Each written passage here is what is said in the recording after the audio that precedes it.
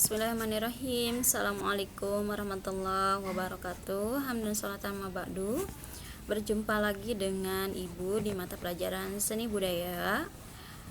Bagaimana kabarnya kalian semua? Mudah-mudahan kalian dalam keadaan sehat walafiat ya. Begitupun Ibu di sini alhamdulillah.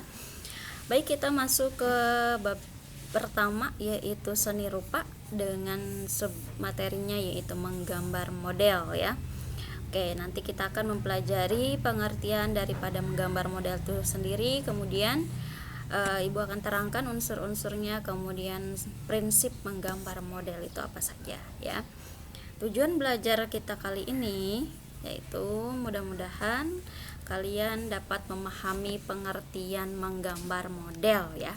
Kalau menggambar mungkin kalian sudah sering dengar, tapi menggambar model itu seperti apa sih Bu? Nah, mudah-mudahan kalian dapat memahaminya ya, tidak menghafal pun oh iya saya tuh tahu bahwa menggambar model itu pengertiannya ini ya.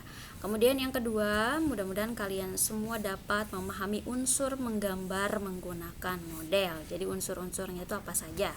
Dan yang ketiga, memahami prinsip atau aturan menggambar menggunakan model. Paham ya? Ini tujuan pembelajaran kita. Yang punya LKS, Ibu ucapkan terima kasih. Boleh kalian buka bab 1 tentang menggambar model ya. Di situ kan ada 2 ya subbabnya dengan menggambar ilustrasi. Namun kita akan ke menggambar model terlebih dahulu ya. Nah, berkaitan dengan menggambar model, mungkin kalian langsung tertuju pada sebuah model yang cantik dan juga ganteng. Badannya bagus ya. Perempuan itu cantik, kemudian laki-lakinya ganteng dan juga gagah ya, sterak begitu badannya. Nah, namun di sini menggambar model tuh maksudnya adalah tidak melulu berkaitan dengan orang ya, tapi benda pun bisa menjadi sebuah model. Karena kenapa? Nah, ini contohnya. Karena menggambar model tuh, nah barang pun bisa menjadi model. Ini dia salah satu contohnya, sebuah cangkir. Jadi menggambar model itu tidak kita berimajinasi sendiri, tidak kita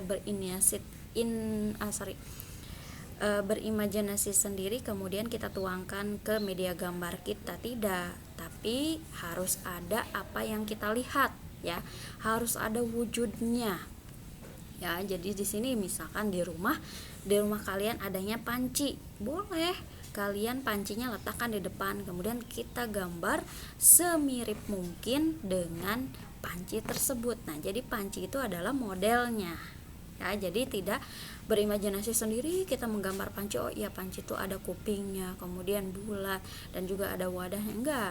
Tapi kita harus ada ada objek yang harus kita lihat terlebih dahulu ya. Ini contohnya seperti ini ya, meskipun ini kurang mirip ya, meskipun ini tidak mirip dengan aslinya, tapi ini ada wujudnya, ada modelnya. Jadi ini dinamakan menggambar model. Ini pun sama. Kalau ini mungkin agak mirip ya, ada telurnya, kemudian ada pas guci ya, di sini ada gucinya mungkin ya, meskipun ini atasnya kurang ya, dan juga ada lilinnya.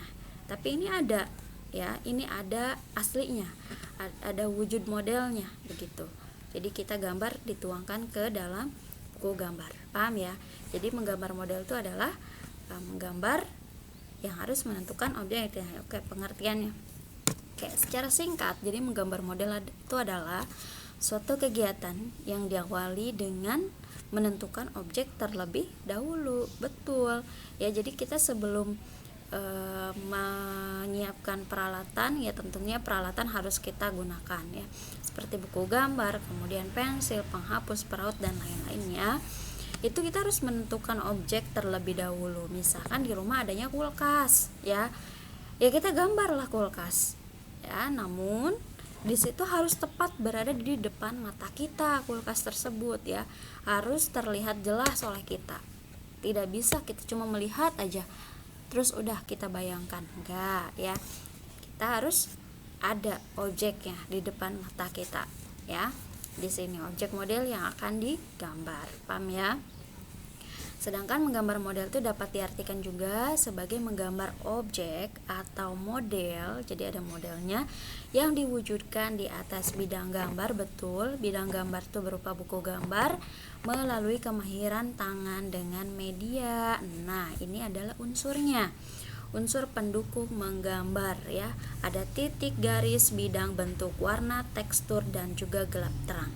Ini tidak bisa dipisahkan. Ini adalah satu kesatuan, unsur-unsur pembentuk gambar ya. Jadi pembentuk gambar itu tidak akan terlepas dari yang namanya titik, garis. Kumpulan dari beberapa titik disebut garis. Kemudian bentuk kumpulan daripada garis-garis disebut dengan bidang. Ya, gitu. Jadi menggambar itu adalah unsurnya ini satu kesatuan. Yang harus kalian ketahui: titik, garis, bidang, bentuk, warna, tekstur, gelap, dan juga terang. Ya, bagi yang punya LKS, kalian bisa baca pengertiannya lebih lanjut dan lebih lengkap. Di sana sudah ada garis, pengertiannya apa, bidang, pengertiannya apa. Garis juga terbagi menjadi beberapa. Ya, boleh kalian baca lebih lengkapnya. Oke, lanjut ke prinsip. Nah, selain unsur-unsur yang harus kalian ketahui, prinsip juga kalian harus mengetahuinya. Karena kenapa? Jika kalian tidak tahu aturan menggambar, maka gambar kalian itu asal ya. Kalian harus tahu dulu prinsipnya menggambar menggunakan model itu seperti apa. Yang pertama ada yang namanya komposisi. Komposisi adalah cara menyusun dan mengatur objek gambar yang digunakan sebagai model gambarnya, sehingga hasil gambar tampak menarik dan indah. Komposisi dibuat melalui objek gambar, kemudian warna objek gambar, jenis objek gambar, dan latar belakang gambar. Komposisi juga terbagi menjadi 3. Yang pertama komposisi simetris, ya, kemudian komposisi asimetris, dan komposisi sentral. Apa sih yang dimaksud komposisi simetris ini, Bu? Yaitu seimbang sebelah kiri dan ke sebelah kanan gambar. Jadi gambar, ketika kalian menggambar itu ya, gambar dikatakan menyerupai komposisi simetris jika seimbang antara sisi kiri dan sisi kanannya. Jadi gambar itu terletak di tengah-tengah. Kemudian komposisi asimetris ini, objek gambar diletakkan dalam posisi tidak sama dalam posisi maupun ukurannya. Seperti tadi ya, cangkir tadi, cangkirnya kan tidak menyerupai. Nah, ini bisa disebut dengan ia menggunakan komposisi asimetris. Jadi tidak menyerupai, namun masih tetap memperhatikan prinsip-prinsip lainnya begitu, karena ada gambarnya ya. Sedangkan komposisi sentral, gambar adanya di pusat perhatian dan objek model terletak di tengah-tengah bidang gambar. Ini lebih sempurna daripada simetris ya. Jadi komposisi sentral itu dia meletakkan gambarnya pas dengan matanya di mana, modelnya di mana, kemudian gambarnya pun di mana. Jadi pas sekali dengan gambarnya gitu. Itu komposisi sentral ya. Oke, lanjut ke prinsip-prinsip lainnya, yaitu ada proporsi, yaitu perbandingan yang ideal dan harmonis antara bagian-bagian benda yang menjadi objek model gambar ya. Proporsi, keseimbangan, yaitu keselarasan antara bidang gambar, objek gambar, dan gambar yang dihasilkan ya. Keseimbangannya ya, gambarnya tidak boleh mencong begitu, tidak ya, tapi sesuai dengan model yang kita perhatikan. Dan yang terakhir adanya kesatuan, yaitu keserasian dalam mengatur objek gambar ya, baik itu warnanya, kemudian gelap terangnya. Nah, ini ada kesatuannya. Oke, dari materi ini ada yang mau ditanyakan terlebih dahulu, silahkan kalian komen di YouTube Ibu, ataupun kalian boleh tanyakan via WA di grup ya. Nah, yang belum masuk grup tolong kasih tahu teman-temannya untuk masuk ke grup ya. Oke, Ibu tunggu pertanyaannya. Ibu sangat mengharapkan sekali kalian bertanya, karena paham dan tidak pahamnya itu terletak dalam pertanyaan kalian. Oke ya, ada oleh-oleh nih di rumah ya, silahkan kalian jelaskan yang dimaksud dengan titik. Apa sih itu titik? Apa itu garis? Apa itu bentuk? Apa itu bidang? Apa itu tekstur? Dan apa sih itu gelap terang? Oke, kerjakan di buku tulis kalian dengan rapi dan sertakan contoh gambarnya. Oke, bagaimana Bu? Pengertiannya maksudnya gimana sih? Nih contohnya ya. Ibu ngambil contoh dari garis nih, garis udah ibu kasih bocoran nih, berarti kalian tinggal mencari titik ya, berarti kalian tinggal mencari titik, bentuk, bidang, tekstur, gelap dan juga terang. Di sini garis pengertiannya merupakan kumpulan beberapa titik dan unsur seni rupa yang paling pokok, sebab garis merupakan salah satu syarat dalam membentuk sebuah gambar. Betul ya, membentuk nih, di sini membentuk.